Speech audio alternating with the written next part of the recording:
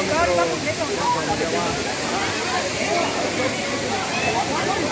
હવે અમે અત્યારે છીએ કિલેશ્વર મહાદેવના મંદિરે. જો તમને બતાવું કિલેશ્વર મહાદેવના મંદિરે. અત્યારે શ્રાવણ મહિનો છે તો અહીંયા બધું વરસાદનું પાણી ઉપરથી પાણી ચાલુ આવે. અહીંયા કુંડ છે નાવાનો, એમાં બધા નાહી છે. જો ડુંગરમાંથી ઉપરથી જે પાણી આવે છે કુંડમાંથી થઈને પછી આ બાજુ આવી અહીંથી થઈ આમ બાજુ જાય છે. એટલે પાણી પણ જ્યોતિયાન પાણી કહેવાય. વહેતું જોવા બધા અહીં નાહી છે.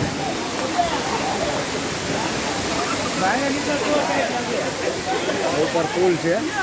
હવે આ બાજુ સામે જોવા મંદિર છે અને કિલેશ્વર મહાદેવનું મંદિર કહેવાય છે. આ ઉપરના પુલ ઉપરથી થઈને જવા છે.